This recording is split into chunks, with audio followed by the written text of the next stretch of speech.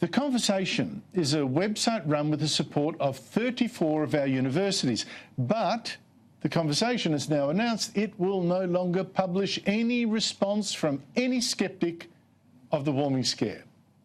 Its editor says climate change deniers are dangerous, they don't deserve a place on our site, and if a sceptic's letter does sneak through, please don't engage, simply report it. Dob them in.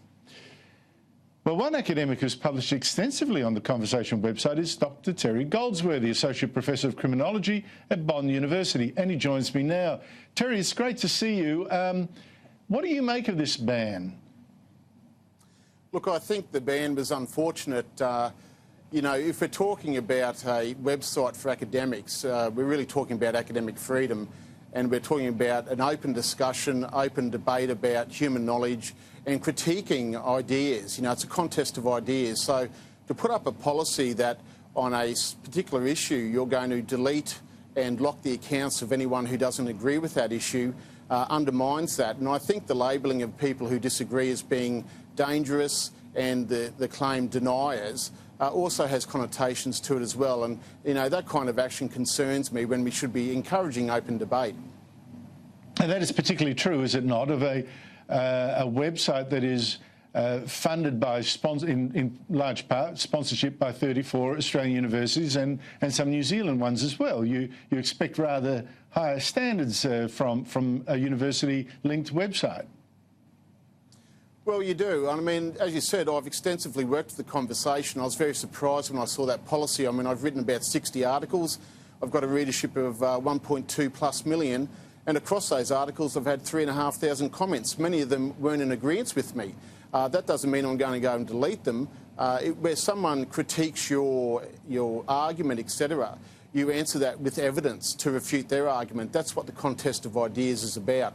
That is what academic freedom is about, and that is what universities are there for. They're there for the open discourse of testing of our human knowledge and exploring issues and debating those issues in an academic forum.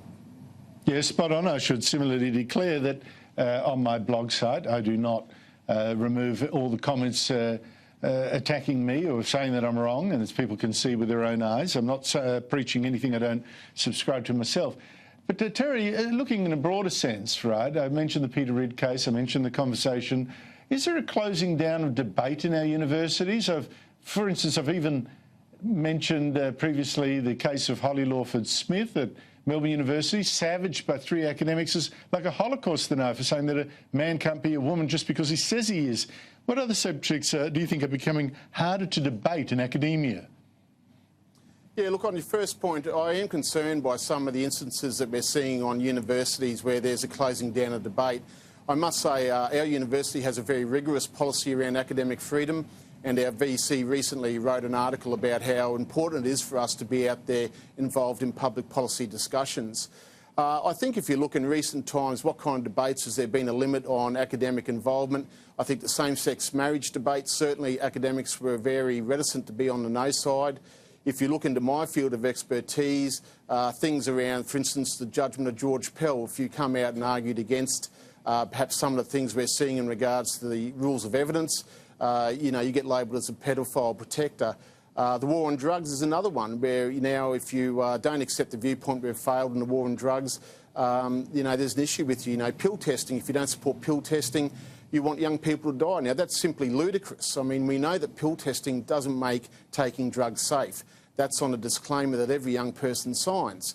And clearly you can argue that we are perhaps winning the war on drugs. When you look at the comment that Tony Abbott made, it's a war we have to fight. It's a war we may never win. So how do you determine what parameters of success do you look at to say that we're losing the war on drugs?